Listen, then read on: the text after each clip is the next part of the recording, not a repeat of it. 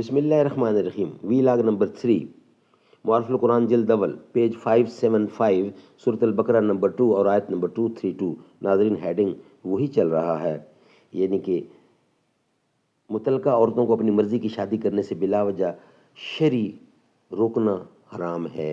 یہ ہیڈنگ معارف القرآن جلد اول 575 سورۃ البقرہ نمبر 2 اور آیت نمبر 232. بسم اللہ الرحمن الرحیم. معارف القرآن جلد اول سورۃ الفاتحہ سے سورۃ البقرہ، پارہ اول تا پارہ تیسرا، رکوع 8واں.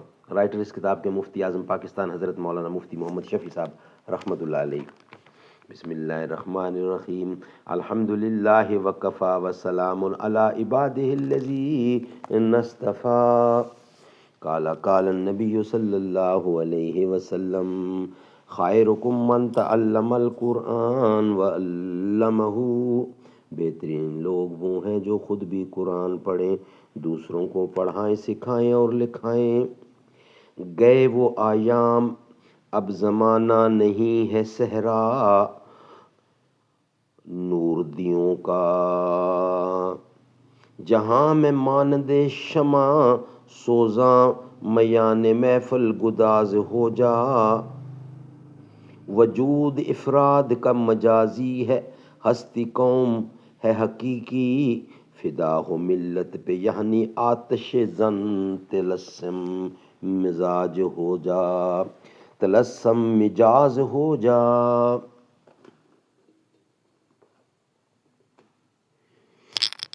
وی لاگ نمبر 3. اس آیت کا شان نزول بھی ایک ایسا ہی واقعہ ہے صحیح بخاری میں کہ حضرت معقل بن یسار رضی اللہ نے اپنی بہن کی شادی ایک شخص کے ساتھ کر دی تھی. اس نے طلاق دے دی اور عدت بھی گزر گئی. اس کے بعد یہ شخص اپنے فعل پر پشیماں ہوا اور چاہا کہ دوبارہ نکاح کر لیں. اس کی بیوی یعنی معقل بن یسار کی بہن بھی اس پر آمادہ ہو گئی، لیکن جب اس شخص نے معقل سے اس کا ذکر کیا تو ان کو طلاق دینے پر غصہ تھا. انہوں نے کہا کہ میں نے تمہارا اعزاز کیا، اپنی بہن تمہارے نکاح میں دے دی، تم نے اس کی یہ قدر کی کہ اس کو طلاق دے دی، اب پھر تم میرے پاس آئے ہو کہ دوبارہ نکاح کروں. خدا کی قسم اب وہ تمہارے نکاح میں نہ لوٹے گی. اسی طرح ایک واقعہ جابر بن عبداللہ کی چچا زاد بہن کا پیش آیا. ان واقعات پر آیات مذکورہ نازل ہوئیں جس میں موکل اور جابر کے اس رویے کو ناپسند و ناجائز قرار دیا گیا ہے. صحابہ کرام رضی اللہ تعالیٰ اور اس کے رسول کے سچے عاشق تھے. آیات کریمہ کے سنتے ہی موکل بن یسار کا سارا غصہ ٹھنڈا ہو گیا اور خود جا کر اس شخص سے بہن کا دوبارہ نکاح کرا دیا اور قسم کا کفارہ ادا کیا. اسی طرح جابر بن عبداللہ نے بھی تعمیل فرمائی. سبحان اللہ سبحان اللہ. ناظرین وی لاگ نمبر 4 میں اس کا کچھ بقیہ حصہ ہے وہ آپ کے سامنے رکھیں گے. وی لاگ نمبر 3 ہمارا کمپلیٹ ہوا. جو محمد کے گھرانے کا حیا کرتا ہے، سچ تو یہ ہے کہ وہ اپنا ہی بھلا کرتا ہے.